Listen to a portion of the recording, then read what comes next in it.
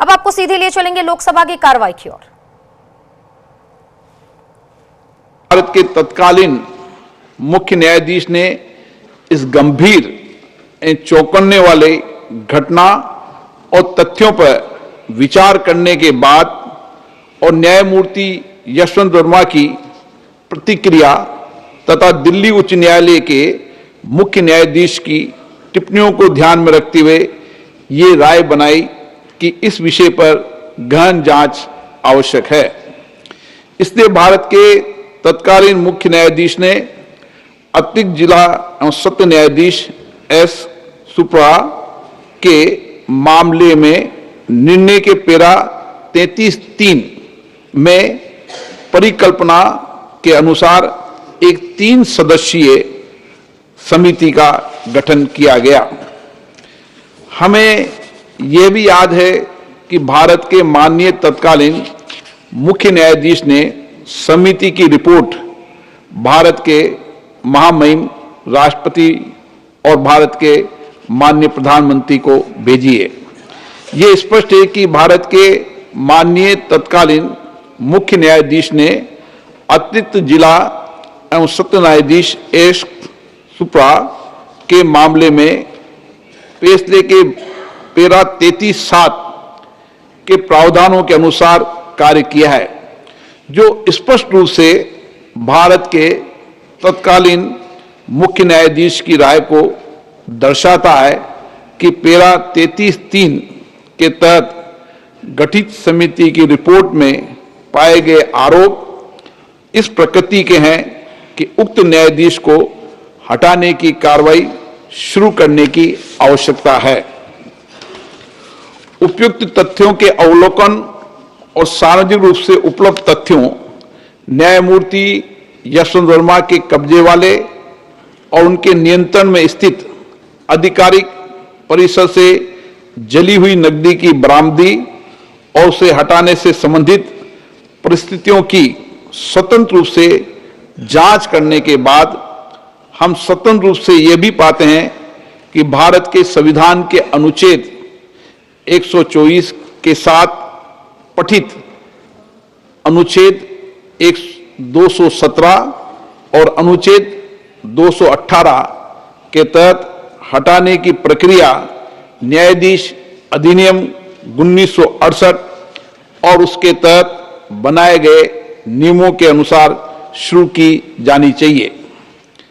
वेदा चरित्र और वित्तीय बौद्धिक ईमानदारी न्यायपालिका में एक आम आदमी द्वारा रखे गए विश्वास की नींव है और यह भी कि वर्तमान मामले से जुड़े तथ्य जो कि भ्रष्टाचार की ओर इशारा करते हैं वो भारत के संविधान के अनुच्छेद 124 के साथ अनुच्छेद 217 और अनुच्छेद 218 के तहत कार्रवाई और प्रक्रिया के योग्य हैं और संसद को इस विषय पर एक स्वर में बोलना चाहिए और देश के प्रत्येक नागरिक को सार्वजनिक जीवन में भ्रष्टाचार के प्रति जीरो टॉलरेंस के अपने संकल्प के बारे में एक स्पष्ट संदेश भेजना चाहिए।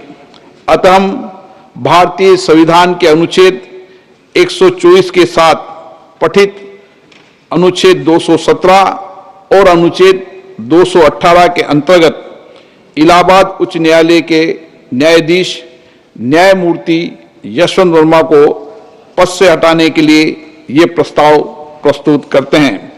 कृपया इस प्रस्ताव पर आगे की कार्रवाई की जाए। इस प्रस्ताव को नियमानुसार उचित पाते हुए मैंने इसकी स्वीकृति प्रदान की है।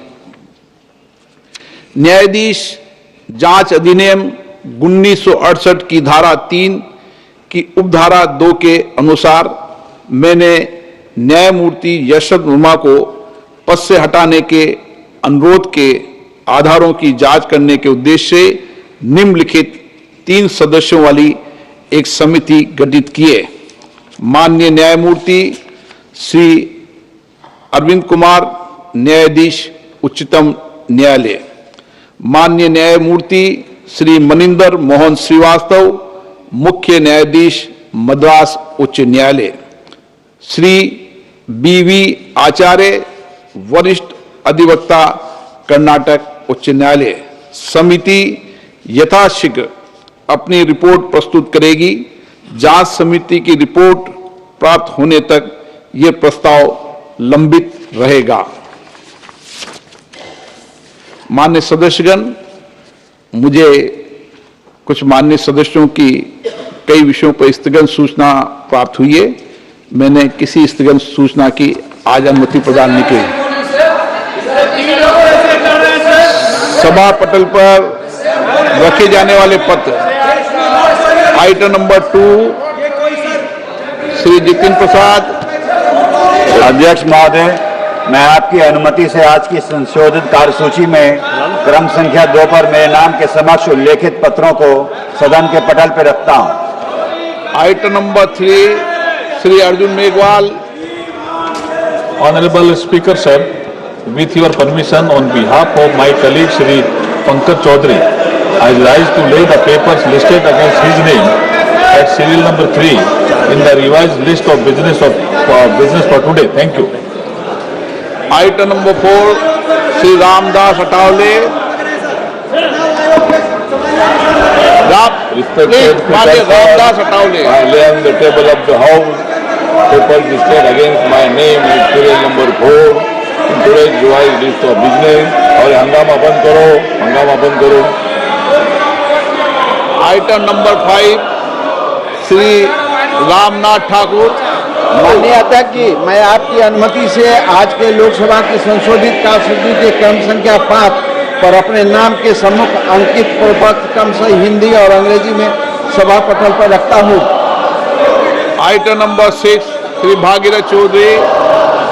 माननीय अध्यक्ष महोदय जी, मैं आपकी अनुमति से आज की लोकसभा की संशोधित कार्यसूची में क्रम संख्या 6 पर मेरे नाम के सम्मुख दर्शाए गए पत्र सदन के सभा पटल पर रखता हूँ। आइटम नंबर 7 माननीय मंत्री Shri George Kurian ji. Speaker, sir, with your kind permission, I rise to lay the papers listed against my name at serial number 7 in today's revised list of business of Lodge. Item number 8 महासचिव जी।